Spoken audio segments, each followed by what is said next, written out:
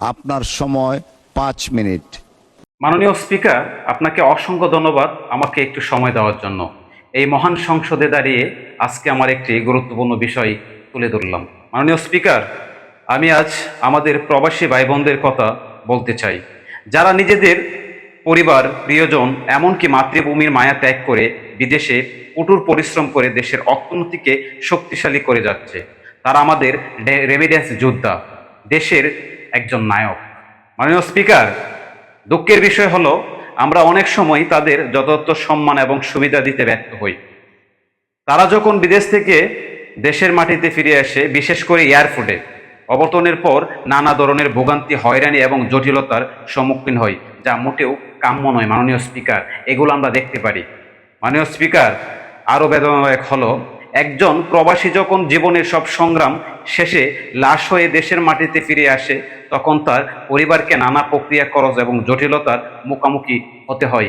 মাননীয় স্পিকার, আমি এই মহান সংসদের মাধ্যমে জোরভাবে দাবি জানাচ্ছি, একজন প্রবাসীর লাশ যেন সম্পূর্ণ বিনা খরচে এবং সর্বোচ্চ সম্মান এবং মর্যাদার সাথে দেশে আনার ব্যবস্থা করা হয়।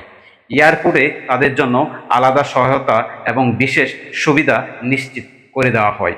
মাননীয় স্পিকার, প্রবাসীরা শুধু অর্থ পাঠান না, তারা আমাদের দেশের স্বপ্ন, আমাদের অর্থনীতির একটা শক্তি এবং আমাদের এই বাংলাদেশের গর্ব।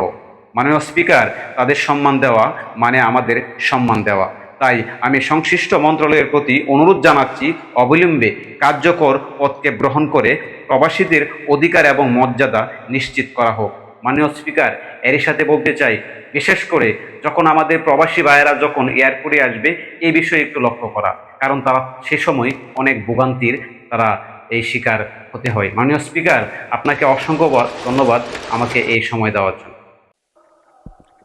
ধন্যবাদ মাননীয় সদস্য, অসংখ্য ধন্যবাদ। সরকারের কর্মপরিকল্পনা এবং নির্বাচনী ইশতেহার অনুযায়ী আগামী 5 বছরে 1 কোটি বৈদেশিক কর্মসংস্থান সৃষ্টির আমাদের একটা পরিকল্পনা রয়েছে। তারই অংশ হিসেবে সরকার, আপনি জানেন যে 180 দিনের একটা রোডম্যাপ, 6 মাসের একটা পরিকল্পনা এবং পর্যায়ক্রমে, যেটা 5 বছরে আমাদের বাস্তবায়নের টার্গেট রয়েছে। কিন্তু দুঃখজনক যে আমরা সরকার দায়িত্ব নেওয়ার পরই আমরা ইরান, ইসরায়েল, যুক্তরাষ্ট্রের একটা যুদ্ধের মধ্যে পড়ে গেছি, যার ফলে আমাদের দেশের যে শ্রমবাজারে একটি বড় জায়গা ছিল মধ্যপ্রাচ্য, সেই জায়গাটি আমাদের জন্য সংকুচিত হয়ে যাচ্ছে। একই দিকে আবার আমাদের একটা বড় দ্বিতীয় শ্রম খাত হিসেবে মালয়েশিয়া আমাদের কাছে খুব গুরুত্বপূর্ণ, সেই বাজারটি দীর্ঘদিন বন্ধ ছিল। কিছুদিন আগে আমাদের মাননীয় মন্ত্রী এবং মাননীয় প্রধানমন্ত্রীর উপদেষ্টা সফর করে মালয়েশিয়া সরকারের সাথে একটা ভালো ফলপ্রসূ আলাপ আলোচনা করেছেন, যে আশা করি এই বাজারটি খুব শীঘ্রই খুলে যাবে। একই সাথে থাইল্যান্ডেও আমাদের একটা ভালো সম্ভাবনা, কম্বোডিয়াতেও আমরা কাজ করতেছি।